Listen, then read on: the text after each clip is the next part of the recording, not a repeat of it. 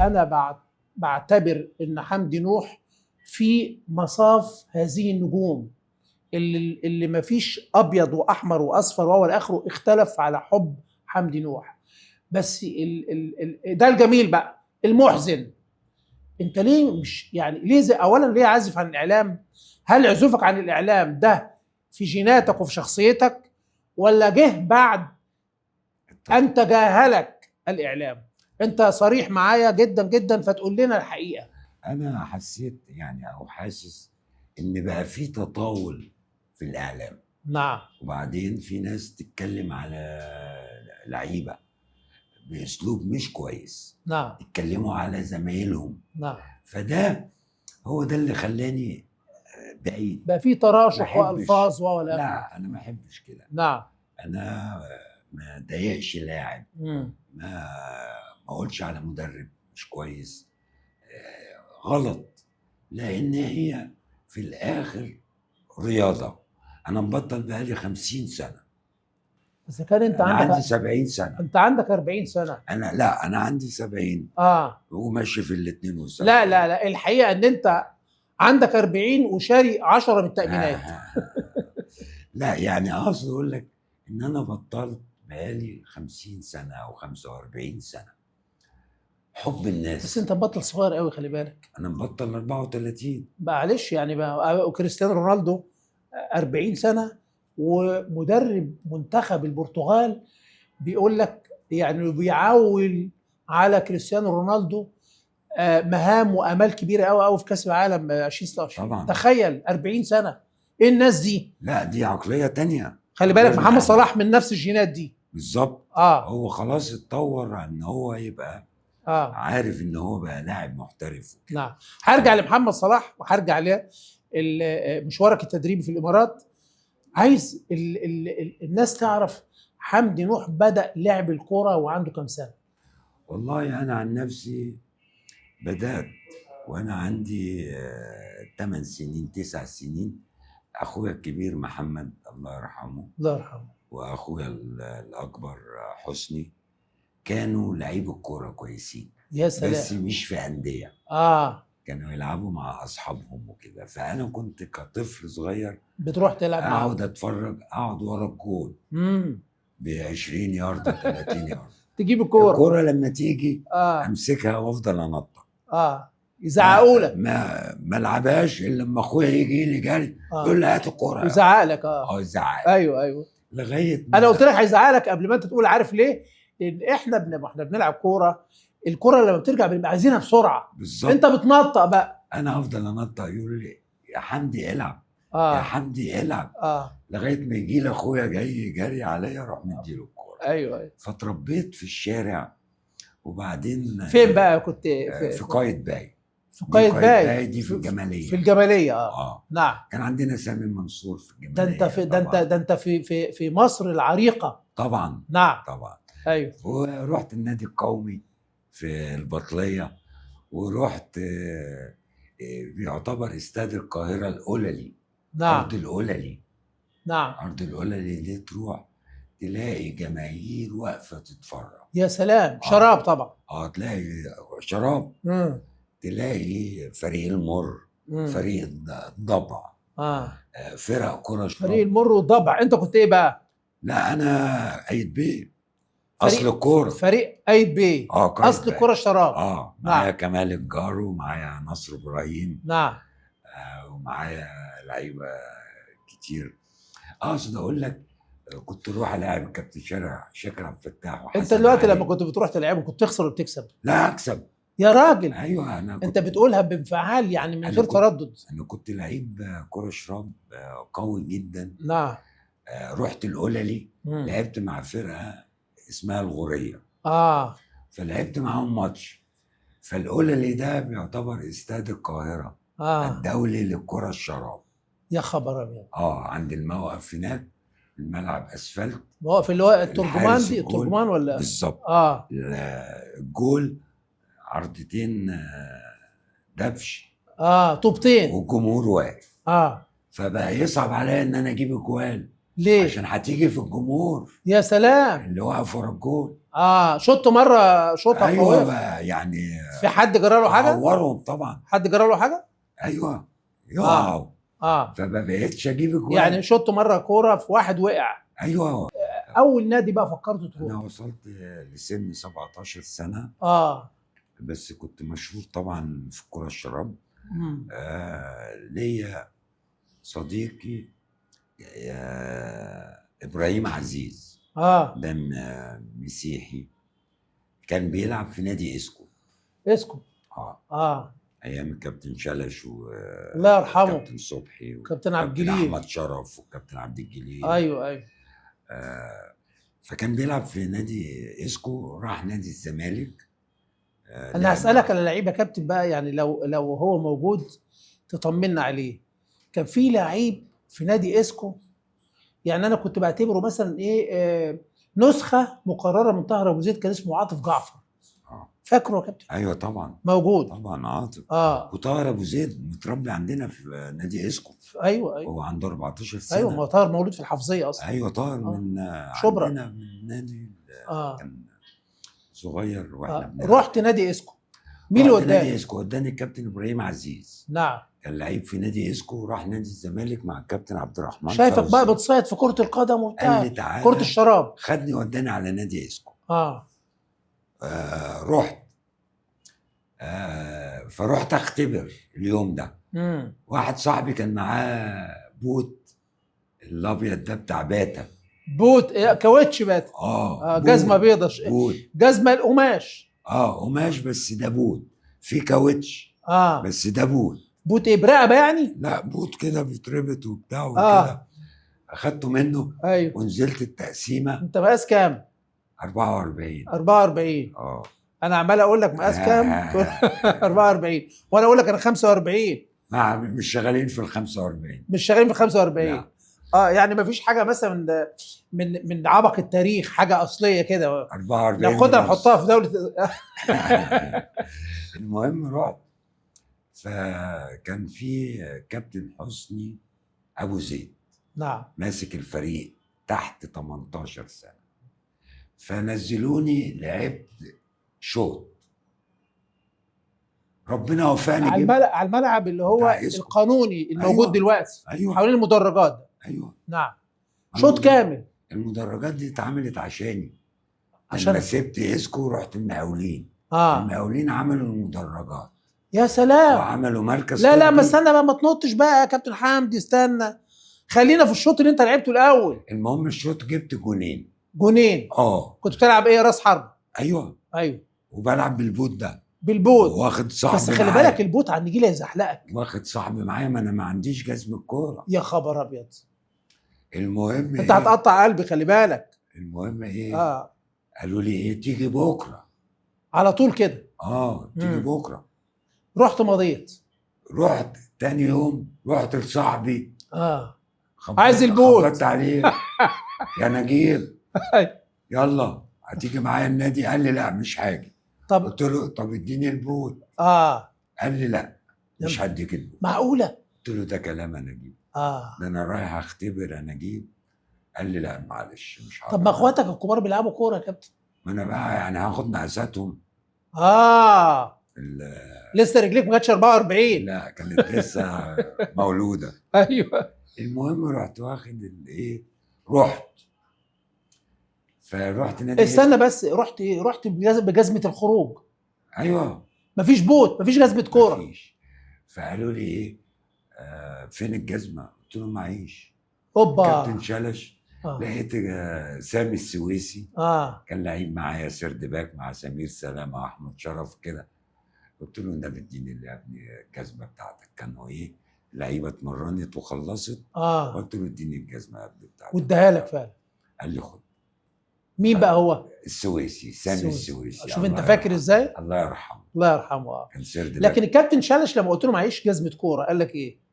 قال لي بس اتصرف ومش عارف ايه. اتصرفت يعني. فنزلت. طب جزمه كوره بقى. اتبسطوا بقى. مش بوت. اتبسطوا بقى مني. انت كده خلصت من البوت. وقعت.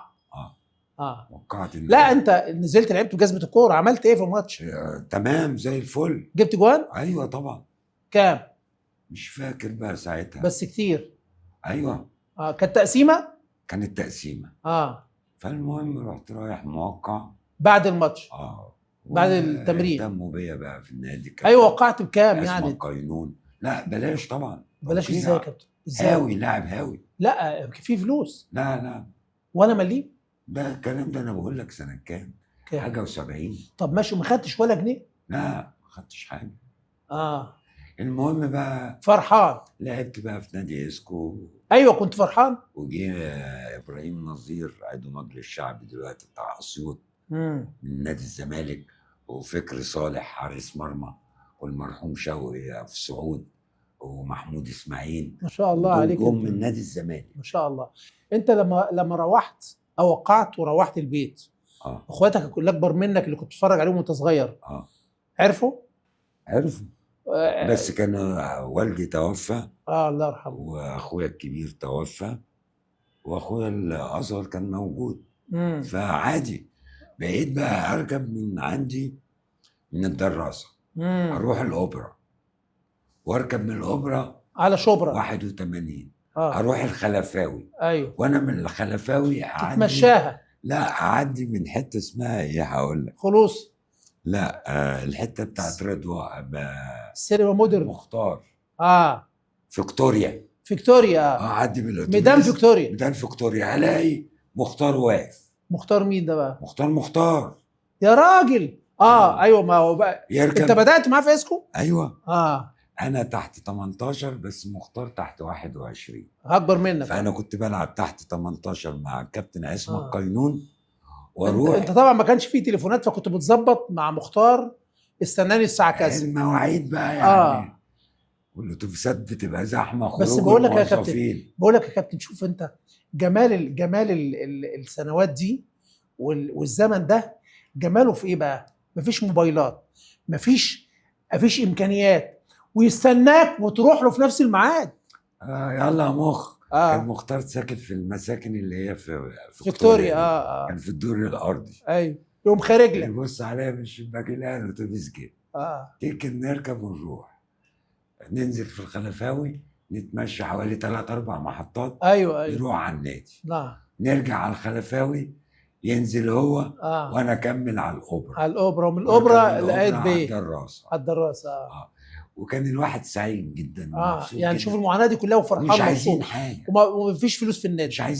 مش عايزين. كنا بناخد 65 قرش بدل الانتقال. في اليوم ال 65 قرش دي 3 خمسات و60 جنيه. يعني 50 جنيه 50 قرش 50 قرش. انت قلت 50 جنيه 15 قرش.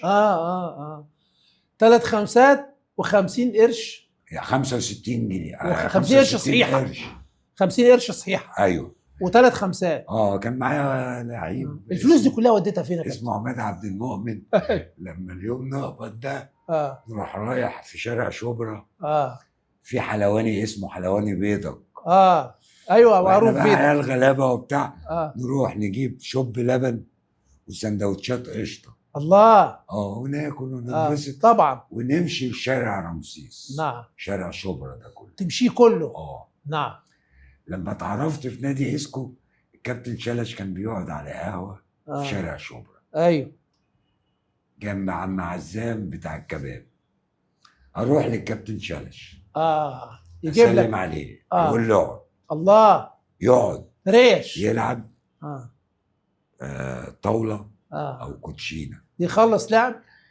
تشرب ايه يا حمدي؟ اقول له اي حاجه يا كابتن. يقول له هات له قرفه بحليب. وشاي بحليب. ايوه. وكاكاو بحليب. كل حاجه بيأسسك. انا عايز امشي. عايز اقبض من الكابتن شلش. انا فاكر ان هو ده اللي بياخد فلوس النادي. ايوه. اقول له انا ماشي. ايه؟ يقول لي طيب. اقول له انا ماشي يا كابتن. يقول لك طيب. يقول لي طيب. اقول له طيب ايه؟ معيش فلوس. اقول له خدني كده. كنت تقول له كده؟ يروح قايم. كنت تقول له كده؟ وحياة النبي. انا ماشي. يقول لك امشي. طب معيش فلوس. يروح قايم من داري كده وراح مطلع لي مثلا كام 20 قرش 10. يا سلام، بارستين مثلا. خد. ايوه كل يوم انا شغال على الموضوع ده. يا سلام، وهو ما بيزهقش. جيت في يوم بقول له لا هو ما بيزهقش. قلت له يا كابتن الفلوس اللي انت بتديهاني دي من النادي؟ قال لي انا مرتبي كله 15 جنيه. انت بتاخد فيهم في الشهر 7 جنيه ونص. يا نهار اسود، ده من فلوسي يعني. معقوله؟ قلت له معلش يا كابتن مش وكل ده فاكر ان دي فلوس النادي؟ قلت له انا فاكر فلوس النادي. فكان يعني شوف الحب. شوف المدرب بتاعك. لا وانت كل يوم تعمل له ازاي؟ عايش فلوس، انا عايز امشي. يقول لي امشي. يقول لك امشي. بس يسقيني حلبة بحليب ولبن. سيبك من المشاريب يا كابتن، سيبك من المشاريب. بحليب كله بحليب. لا ايوه بيأسسك، ما احنا قلنا خايف على صحتك. سيبك من ده كله. انت معتقد ان هو ده عشان مدرب النادي، مدير فني النادي؟ يبقى دي فلوس النادي. قال لي لا ده مرتبه 15 جنيه، انت بتاخد 7 جنيه ونص. انت خربت بيتي. المهم جالنا الشيخ طه اسماعيل. فلما شافني قال لي بص يا انت هتتمرن معايا فتره اعداد معايا، هتبقى احسن لعيب كوره. فتره الاعداد زمان كانت عنيفه يا كابتن عن دلوقتي. هتبقى احسن لاعب كوره. قلت له احسن لاعب كوره الشاذلي، مصطفى رياض، الخطيب، حسن شحاته، اسامه خليل. انت عديتهم لي. هروح فين انا في وسط دول؟ قال لي هتعديهم. يا خبر ابيض، والله العظيم يا جيمي. المهم ايه، رحت المنتخب مصر، بنتمرن في النادي الاهلي في مختار التتش. خلصنا التمرين مع بيبو بقى. مع بيبو، بس بيبو جه متاخر وجاي بيلف الملعب، والشيخ طه اسماعيل جاي يتفرج عليا في التمرين وقعد ورا الجول، فروحت قاعد جنبه، فبيبو جاي بيلف الملعب. فبقول للشيخ طه بص يا كابتن، الجزمه اللي لابسها محمود ايه الجزم مش فكرتك بالبوت؟ لا دي جزمه اديداس. دي طبعا ما كانش حد بيلبس اديداس الا اللي بيروح السعوديه. بلطة. فقلت له بص بيبو لابس ايه؟ جزمه اديداس يا كابتن. يا سلام، كان الكابتن انا نفسي فيها. قال لي يا ولد حمدي في جزمه بتاعتي في النادي زي دي بالظبط. يا خبر، لو جت على قدك خدها. قلت له انا قايسها وعلى قدي. يا خبر ابيض. طب انت رحت قستها من وراه؟ ايوه، ما هو كان اوضه اللبس بتاعته يعدي من اوضه اللبس بتاعنا ويخش الاوضه بتاعته. طب ماشي، انت ايه اللي يخليك تقيس؟ انت ايه اللي يخليك؟ انا قستها بقى. ليه؟ ما انا نفسي فيها، منمر عليها. قلت له اعترف كده يا راجل. قلت له قستها. ايوه وعلى قد يا كابتن طه. بقول لك يا كابتن دي لوحدها كارثه. بقول لك ايه، خدها. استنى بس، النهارده انت يعني انت مش سهل كده، ده انا فاكرك طيب. لا مش طيب يعني. بتقيس جزمه المدرب بتاعك؟ ما المدرب الاوضه بتاعته مثلا هناك. اوكي، انت مالك ومال الجزمه بتاعته؟ انا بدخل عنده على طول. بتقيس جزمته ليه؟ قستها. قلت له انا قستها وعلى قدي. ايوه. قال لي خلاص خدها. المهم لا بس دي كانت خطه، اعترف دي كانت خطه بينك وبين نفسك انك تاخد الجزمه. ايوه بالظبط. لا هي جت بظروفها. انت بتعجبني لما بتيجي دغري. بقول له بص يا محمود الخطيب لابس جزمه شيك قوي. انت قاعد ورا الجمعه كابتن طه اسماعيل. وبيبو بقى معدي من وراك بيجري. بصيت انت ايه، نقرت الجزمه. قلت له بص الشياكه لو لبست واحده زي دي يا كابتن اكسر الدنيا. قال لي انا عندي واحده تبقى تقيسها يا لحم. اديداس. قلت له انا قايسها وعلى قدي. قال لي خلاص خدها. كابتن حمدي انت يعني انا مش قادر اتمالك اعصابي لما انت تروح تقيس جزمه مدرب الكوره من وراه، عشان قلت يعني جه في دماغك ازاي هيديها لك. لا يعني انا فعلا حسيت انه كريم او طيب. كان معانا كابتن طاهر الشيخ. كابتن طاهر الشيخ اشيك لاعب انا شفته. طبعا يلبس الحاجات الاديداس ده برنس ده. طبعا كابتن طاهر. ايوه الشيخ ده كان جنتلمان وكلنا كان لعيبه.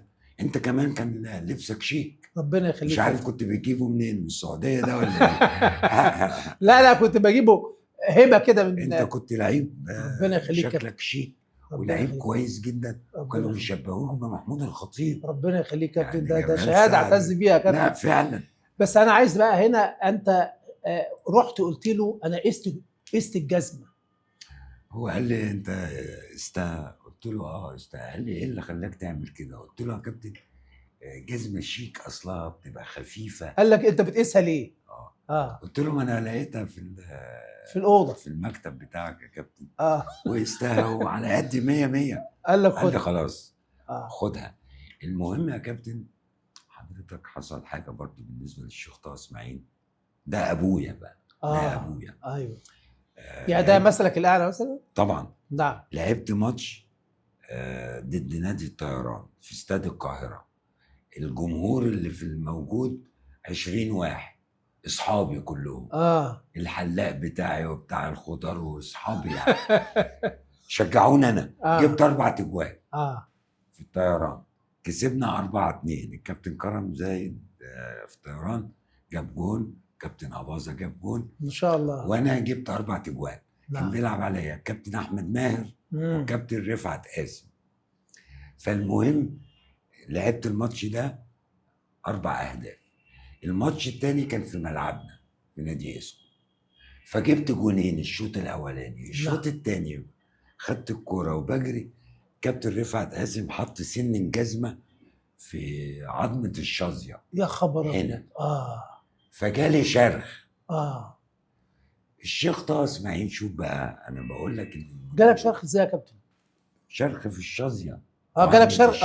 يعني كنت مقدم عليه وجالك ولا ايه؟ لا شرخ. المهم رحت اتعالجت طبعا، بس خبطه وحشه قوي. لازم اروح اجبس رجلي في مستشفى بهتيم تبع نادي اسكو، تبع شركه اسكو. تخيل مين اللي وداني؟ الشيخ طه اسماعيل بعربيته. وكان يجي لي من المعادي، يجي لي الحي السادس، ياخدني يوديني نادي اسكو ويرجعني على الحي السادس ويروح المعادي. يعني لو مشي من الكورنيش هيروح نادي اسكو على طول.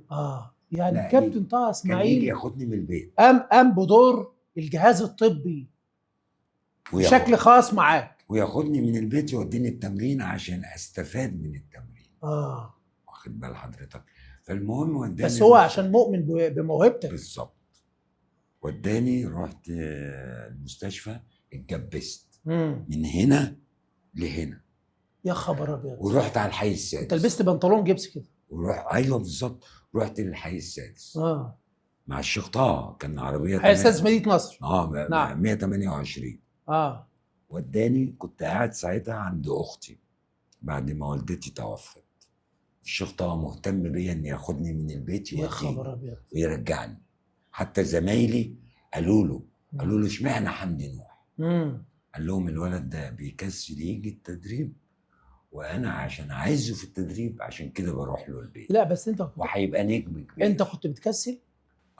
تتكلم جد؟ ايوه طبعا. كان حصل موقف لمحمد صلاح قبل ما نكمل موضوعك، ان هو كان راجع مره والموبايل الصغير بتاعه فصل وقعدوا يتصلوا بيه 3-4 ساعات. هل القصه دي حقيقيه؟ انت الوحيد؟ لان دي يعني تم تداولها في وسائل الاعلام كلها، ان محمد صلاح كان مروح وبعدين نام في الميكروباص فالموبايل كان فاصل كمان، وابوه وامه يتصلوا بيه ويطمنوا عليه وبعدين جالهم مش عارف خبر ان في حادثه في الطريق، فقال لك مش هيلعب كوره تاني، مش هنوديه المقاول. انت الكلام ده حصل؟ كابتن رياض الله يكرمه لما لقى ان الولد موهوب اقنع اهله ان هو هيعيش في نادي المقاولين. لا والده حصل موقف مشابه لده وقال له مش هتلعب كوره تاني؟ لا. انا لما رجعت لقيت الولد مهتمين في النادي. ومقعدينه في النادي.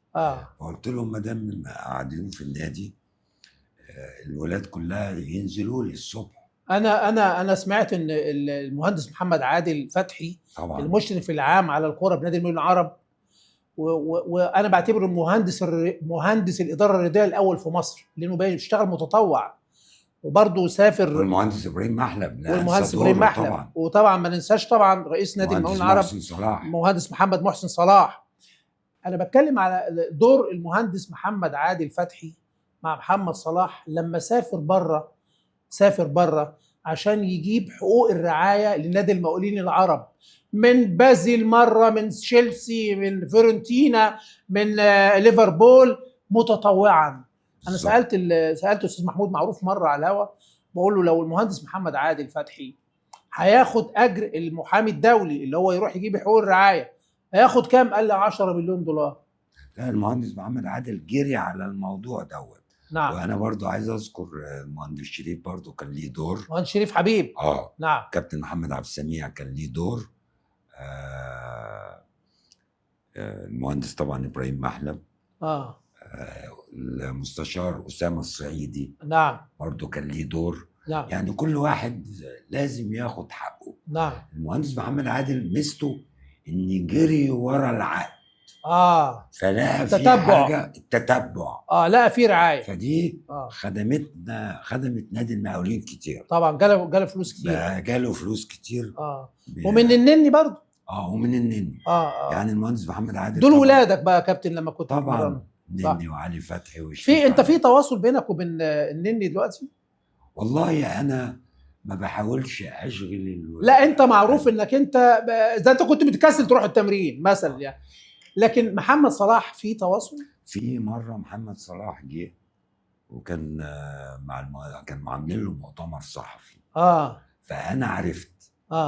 محمد عبد الكريم، المهندس محمد عبد الكريم قال لي يا كابتن حمدي في واحد عايز يكلمك. قلت له ماشي. مين كلمني؟ محمد صلاح. قال لي يا كابتن انا في النادي، مش حضرتك مش جاي. قلت له يا محمد انت محمد صلاح اللعيب العالمي الكبير. قال لي لعيب كبير ايه يا كابتن؟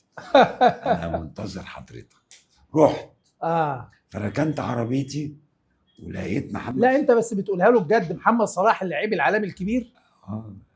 قال لي. قلت له ايوه مين معايا؟ قال لي انا محمد صلاح. قلت له العالمي. اللعيب العالمي وبتاع. قال لي لعيب عالمي ايه يا كابتن؟ عليك انت. انا ابنك يا كابتن. قلت له يا محمد انا جاي لك. رحت ركنت عربيتي وبعدين لقيت محمد صلاح نازل ومعاه الكابتن علاء نبيل. ورايح يركب عربيه الكابتن علاء نبيل جنبي. ايوه. فشافني. راح جاي لي جري، باس ايدي وباس دماغي. يا خبر ابيض. والله العظيم يا جمال، يعني انا ناسي. بس بتاع الامن ولد اسمه احمد توني قال لي يا كابتن انت مش فاكر يا كابتن لما جالك باس ايدك وباس دماغك؟ نعم. قلت له اصل ده ولد مؤدب. لا هو كمان قال عليك ان انت الاب الثاني ليه. رحت راكب معاهم علاء نبيل. قال لي تعالى يا كابتن احنا هننزل قطاع الناشئين. فعلاء ومحمد صلاح جنبه وانا ركبت ورا مع علاء. ايوه. نزلنا واحنا نازلين بالعربيه قلت له يا محمد قول للكابتن علاء فاكر لما كنت بديك 30 كوره واقول لك العبهم برجلك اليمين؟ قال لي انا عمري انسى يا كابتن حمدي. يا خبر ابيض. ده محمد صلاح. محمد صلاح. فقصدي اقول لك في دلوقتي في تواصل مثلا ما بيتصلش بيك؟ لا. في بقى لما الشيخ طه اخدني ورحت جبسني. فرجعت ركن العربيه كانت فيات حمراء. شني عشان اطلع انا عشان اروح العماره اطلع سلالم حوالي 20 سلمه. نعم. راح شايلني. يا خبر ابيض. والله العظيم زي ما شالك طلع بيك السلالم؟ وطلع انا اختي قاعده في الدور الثاني راح طالع بيا. اقول له يا كابتن اصبر طيب. سبحان الله. شوف حب المدرب. لا ايمانه بيك كان مطلق. العمل النفسي. نعم. ده حب. نعم. لذلك انا خدت من الشيخ طه اديت لمحمد صلاح. الله عليك. وعلي فتحي اي لعيب. اللي عمله معاك الشيخ طه كابتن طه اسماعيل انت عملته مع محمد صلاح وغيره وغيره وغيره. وفي الامارات. نعم. في الامارات كنت بشتغل الصبح العيله تزوغ من المدارس ويجوا لي. بس محمد صلاح فعلا كان بينزل لك الساعه 6 الصبح. ايوه 6 الصبح. ايوه، والنني وعلي فتحي وشريف علاء ورمزي خالد، واقول لهم انا كنت تاخدهم لوحدهم بقى؟ ايوه، مش فريق، تخصص، مش فريق.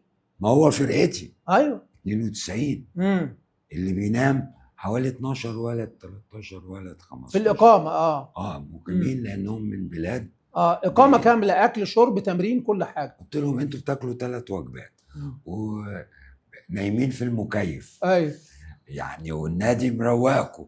تنزلوا لي بقى عشان نزود التدريب ليكم. الله. واي واحد ناقصه حاجه شوف ده برضو انا هكملها. ده حبك للنادي المقاولين العرب طبعا هو اللي كان بيخليك تعمل كده. قلت لهم انا مش هستريح الا لما اطلعكم للفريق الاول. الله. تبقوا مرشحين وقد كان. نعم. المهندس ابراهيم محلب في يوم قلت له يا باشمهندس، قال لي عامل ايه وبتاع، قلت له عندي 8 هيلعبوا في الفريق الاول. قال لي لعيبه تحت 15 سنه.